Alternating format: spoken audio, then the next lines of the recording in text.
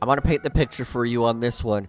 Coming down to the final few laps of the race, Tony Stewart led rookie Regan Smith down the pack at Talladega. This would ultimately be one of the biggest controversial moments in NASCAR history. There's no ifs, ands, or buts about it, but Tony Stewart would intentionally push Regan Smith down below the yellow line, and Regan Smith would pass Tony Stewart. In the NASCAR rulebook back then, if you were pushed underneath the yellow line, the person who pushed you wasn't even going to be penalized. It was you because you went below the yellow line. NASCAR has since changed that rule in the rulebook, but in 2008, it was different times, and Regan Smith got screwed out of a win at Talladega in 08. Tony Stewart has never won at Talladega in a NASCAR Sprint Cup car. He's going to have to do a lot of blocking right here. They've got to run on him. Got to run. Here they come. I can't go down there and do that, though. Actually, I think it's legal on the last lap. He might have got it right there. Here's the replay again. Watch a 0-1. And he got forced down there. I mean, Tony Stewart actually forced him down a little bit. Well, yeah, if you're going to consider that he only... Yeah. They are saying Tony Stewart has won the race. Tony Stewart is the official winner here at Talladega. They would not allow that pass below the yellow line. That's the only way that can be. You can't go. You can't race one way for 187 laps and change on the last lap. On second. Look to your right now, middle. Oh! Somebody missed the turn entirely. 3 wide, 4 wide for second. Here comes Austin Cindric. Ryan Blaney sideways in front of the field. Keep digging. Side by side up front, though. Chastain, he's right there. They're going side by side through the kink. And around goes the 1. He's able to get by the 8. Unbelievable. Sideways, though. That's going to allow Reddick to get a run on him. Lost momentum on corner exit. A lot of dirt and debris on the tires. Chastain went off the track. So he did that access road to get back on track. Now, I am sure. And all the places you can race here, you were looking for a spot there at the end. What were you thinking? What do you mean, where? Taking the access road there and getting off course there. Oh, just trying not to be in the carnage there in turn 1. I thought we were 4 wide and couldn't go any farther right, and just decided to take the NASCAR access lane out there. During the 2022 Indianapolis road course race, Wild Ross Chastain made a new path for himself. He went off the track intentionally because he was quote-unquote avoiding a wreck, and in his post-race interview, he didn't even remember it. When Chastain got back on the racetrack, he was actually battling for the lead with Tyler Reddick. He battled with Reddick in these closing laps and ultimately came across the finish line in second. But it wasn't going to stand as NASCAR realized what Chastain did and disqualified his second place position, putting him last on the lead lap. Ultimately for Chastain, this move didn't work out, but it honestly was a valiant effort at trying to gain some amazing track position and a win. Big battle off of turn 4 here. and into the wall goes Bubba Wallace. And he comes back across the track, tags the 5. They're both in the wall, and the caution comes out. Tips the 20 car of Christopher Bell. Christopher Bell hard into the outside wall.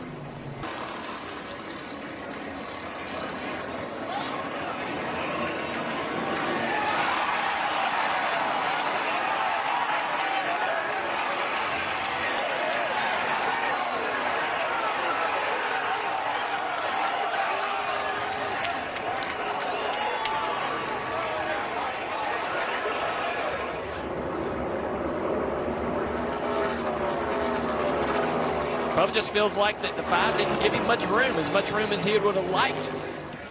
Then they go down the front straightaway, and it just looks like to me Bubba hangs a left to retaliate.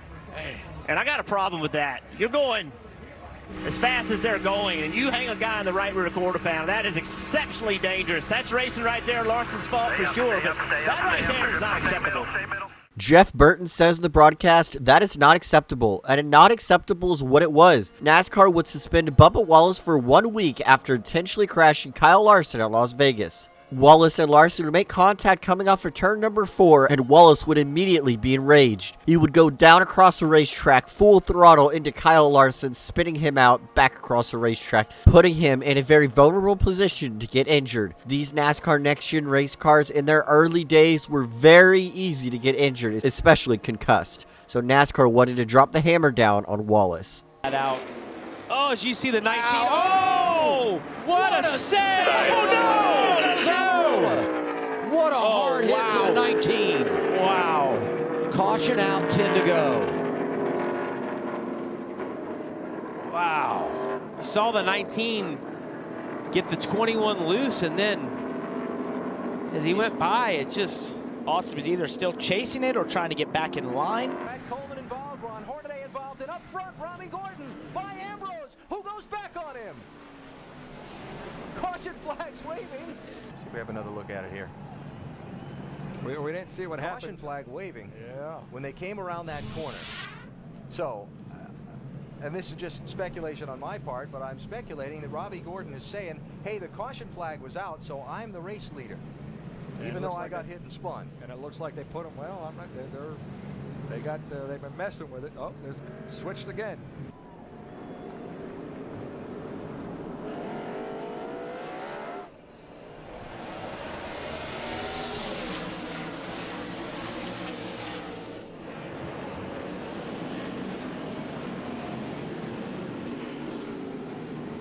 There it is. Couldn't see that coming, could you?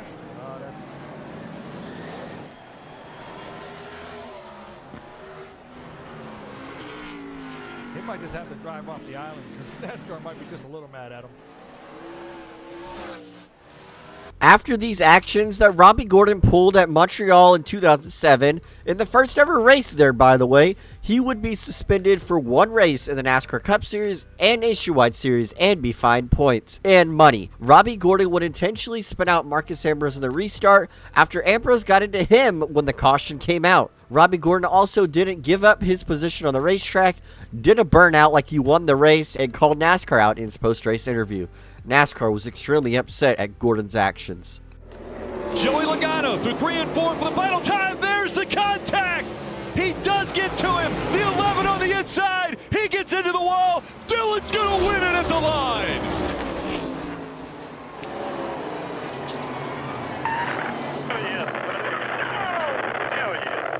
What are your thoughts on what happened down there?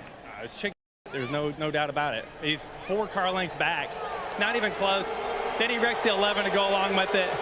And then he's going to go up there and thank God and praise everything with his baby. It's a bunch of BS. It's not even freaking close. I mean, dude, I get it, bump and run. I get it. I didn't back up the corner at all. He came in there and just drove through me. It's ridiculous that that's the way we race. Unbelievable. I get bump and runs. I do that. I would expect it. But from 4 car lengths back, he was never going to make the corner. And then he wrecks the other car. He wrecks the 11 to go with it. So what a piece of crap. Looking to make a spot in the 2024 playoffs was Austin Dillon. Win and you're in. And he knew this was his last shot, most likely, to making it in the playoffs. He did what he had to do, in his own words. He drove it in there from about 3 car lengths back, hit the 22 car, realized he messed up because Denny Hamlin was going to pass him, and then he proceeds to right hook Denny Hamlin into the wall and make a violent crash with the 11 car. Denny Hamlin was able to finish second out of this, and Austin Dillon was able to pick up the win. This was just a joke of a finish. Under caution, Kyle Larson hit the radio, says, feels like I have a flat tire. No.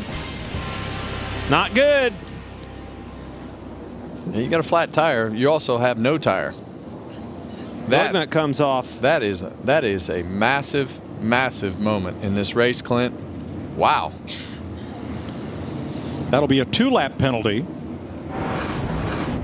And likely suspensions in order. Yeah, what? Well. Man, how? After all those laps, it just comes off, Kevin? Yeah, I don't really know how to explain that, Clint. It you know, typically it would feel like the tire was moving around, like the car was skewing out, and I could see why he would think that he had a flat tire with that wheel moving around on the... Yeah, I'm going to say that was help. Yeah. How do you do? Yeah. Interesting spot to get help at Pocono. Tough day for the Gibbs cars. I'm going to say something else happened involved that got Haley a little bit upset at him. You're saying we need to rewind the tape a little further? I'm saying there's more to that story. Let's hope that something else happened, because that seems like a pretty big reaction for just the air getting you loose off of turn 3. Yeah. All right, hey, caution, 6th of the day. 42 laps to go. We'll be coming back around here, you know, just over 40. We're close on that window. Everybody has to pit one more time. I don't know. It's got me thinking strategy here, this caution. It's got me thinking I want to hear his in-car radio to see what he said afterwards. That's what I'm thinking. The NASCAR official there, they're going to hold Haley for 2 laps, penalizing him for aggressive driving. That is a rarity. You don't see that very often. I can't tell you the last time I've seen that, Adam, especially at this level. So, Ooh, he almost got taken there. Mike Wallace moved up on him a little. Oh, Greg Sachs getting tagged. He comes right in front of car number 3, and moving by is car number 4. Ernie Irvan got through it. Hard on the brakes was Dale Earnhardt, who brings out a caution here. What do you think of that one, Bonnet? I tell you, they went up behind him, got into him. They got together, come off turn 4, give him a little shove, turned around right there. Now, this is an interesting situation. The flag is out, right, for the car that spun, which is Sachs. The leader by 15 seconds was Jarrett, but after a caution, this should bring Earnhardt, who tapped the 68 right up on his rear bumper. Let's see what NASCAR is going to do here. You see first that Ernie Irvan incident as Mike Wallace came up a bit, and here comes Earnhardt. He's been trying for 6 laps to deal with Sachs. Just gets a little piece of the back end. Around comes Sachs directly down in front of Earnhardt. Whoa on the bridle there. Slows her down. Does not make contact, but caution is out. This at lap 328. It happened in lap 327. 1 lap penalty on Earnhardt. Let's go to Randy, who's down there in his pit. Well, this team is absolutely irate. Earnhardt came over the radio, guys. He said he never touched him. So I don't know what the camera can see from there, but Earnhardt swears he never touched him. Now, we talked a bit about whether or not they can go the distance. Earnhardt's obviously going to lose a lap here. Here goes the caution car. The first one is by him. As far as guys being able to go the distance, the 4 car thinks they can. Now, we got to wait and see if Earnhardt can get back out front here on a restart and catch a caution to be back in contention. But Earnhardt is definitely upset. And so is Richard Childress. During the 1993 Coca-Cola 600, Dale Earnhardt Sr., when leading the race, crashed into a lap car of Greg Sachs. This would ultimately penalize Earnhardt and give him a 1-lap penalty for aggressive rough driving. Back in this time in NASCAR, it was very rare that somebody got handed out a penalty like this. It seems like NASCAR is very inconsistent with their rules callings back in 1990s because they didn't know what exactly was rough driving, what was intentional, and what was just an accident. But by the looks of this, Earnhardt definitely intended to get into the lap car, but unfortunately for NASCAR, even if they were upset at Dale Sr., he was still able to do Dale Sr. things and walk away with the checkered flag, picking up the win that night later on. In the 2022 season in the NASCAR Xfinity Series, Noah Gragson was easily one of the most dominant drivers, but it didn't come without controversy. Noah Gragson intentionally crashed somebody down the backstretch at Road America. What would ensue after this was a massive pileup that almost injured Brandon Brown. Multiple drivers were collected in this accident, and Noah Gragson was even fined and docked points after this accident. Thankfully, Noah Gragson hasn't done anything like this, but he definitely lost control of his temper. Aaron really messed up Noah right there. Oh, contact again. Josh Berry in the 8. Now we go. No. Slammed into the side of him, and he spins Sage Karam into the wall. What a move by that yellow car of Jones to miss the wreck, and here comes the rest of the field. They can't see. It's smoke and dust all the way across. More coming in too fast, and more contact. A huge impact to Tyler Reddick in that 48. Drivers going through, trying to get through, but couldn't see, and a lot of contact. And we see Josh Bilicki taking the Sargento. Then they go into this corner and contact again. And now, see this contact, they're banging into each other off the racetrack. And now Noah, I don't know if he had a mechanical issue or just hung a right in frustration. And that started this massive crash behind them. Well, look what everybody sees, too. You can't see anything with all that dust. Yeah, that yellow rear bumper you just saw come in, that's Reddick. You know, and he can't see where he's going. The rest of these cars are just kind of going in. Last night, in case you haven't seen this incident, let's take another look from the Texas Motor Speedway. That is Ron Hornaday in the white number 33 truck, Kyle Busch in the black number 18. They get into each other, but Jeff, after that racing incident, here's what happened that has NASCAR angry, because this happened under caution. Yeah, under caution. You see the 18 come up and start running in the back of Ron Hornaday, and we're talking about Kyle Busch, and he's trying to spin him out. He can't get it worked out, and all of a sudden he hooks him in the right rear and turns the 33 into the outside safer barrier. When racing for the lead in the Truck Series, Kyle Busch would intentionally crash Ron Hornaday under caution of all things. He was furious with Ron Hornaday, and he wanted to take him out. The thing was, Hornaday was competing for a championship, and with only 3 races left in the season, this was a detriment that would end up costing Hornaday another championship. Kyle Busch was just racing for fun in the Truck Series, and this move right here got Kyle Busch suspended for 2 races, and it was on that very weekend, the Xfinity Series and the Cup Series. Where do you time that out? Oh, as you see the 19. Oh, what a save! Oh, no! What a hard hit for the 19. Wow. Caution out, 10 to go. Wow. You saw the 19 get the 21 loose and then packs that air, which we see all the time in these Xfinity Series cars. There's the slide. Well, yeah, I think we'll all see that a little bit differently. I think NASCAR will probably. Yeah, I think that'll be looked at for sure again, because it looks to me like he gets straight there for a second. Yeah. Yeah. I don't know. I'd be a little frustrated if I was Eric in that situation. I think that was potentially not just gathering it. That was a big hit by Eric, head on into the wall.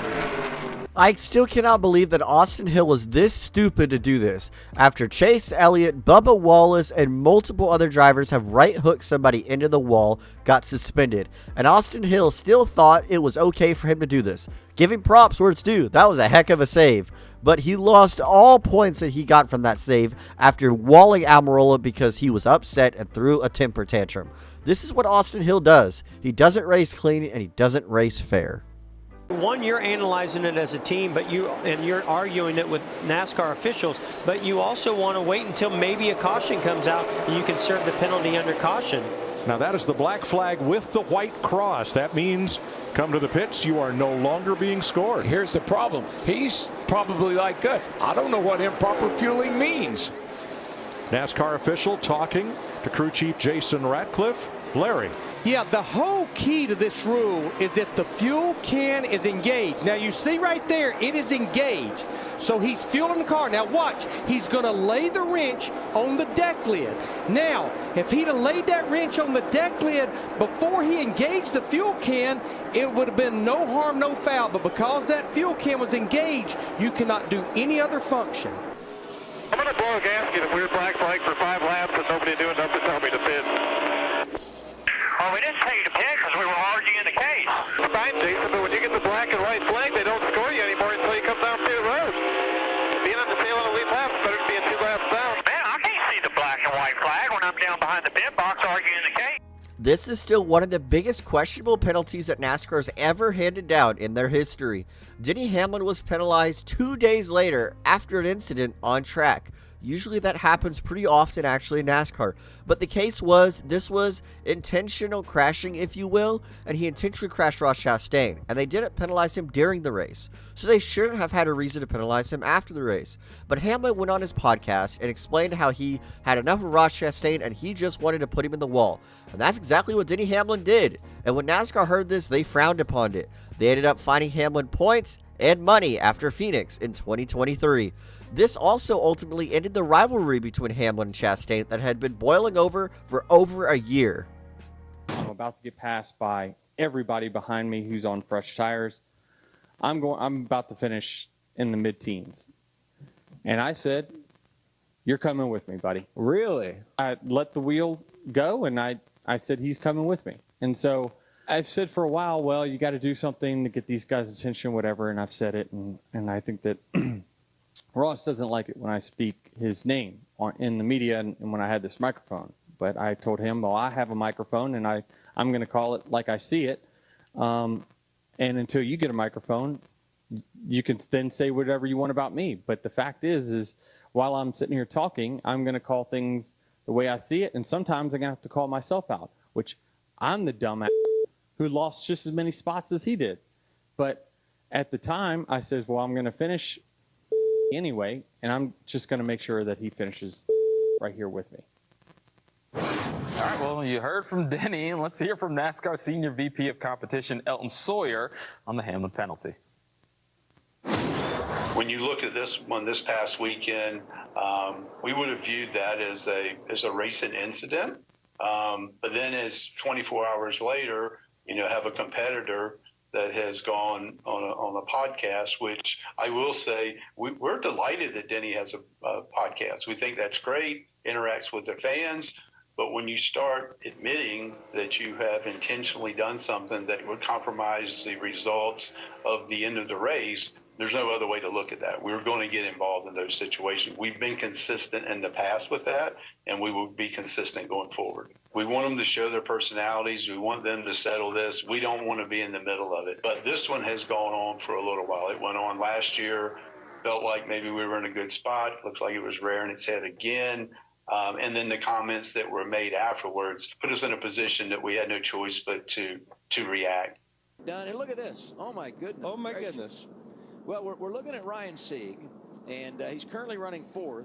But that's Josh Williams, who was asked, as I told you, to go to the garage for extending the caution. The debris came off his car. He has parked his number 92 at the start-finish line, and he's walking to the garage. Look at this. What an exit. Wave and see you later. And then they parked him, and he said, fine, I'll park it right here on the start-finish line. So, you got that bear bond, and because it's so cold. Still today, it baffles me that this even happened. Josh Williams was so fed up with NASCAR that when they decided to penalize him, he said, screw it. I'm going to park my car on the start-finish line under caution and just leave it, get on the car, and I'm done. It was one of the most hilarious things to ever happen at NASCAR at Atlanta, and I don't think anything's ever going to top a driver getting out of his race car and leaving it on their start-finish line. Josh Williams was fined and suspended for one race, but it was kind of worth it in my opinion.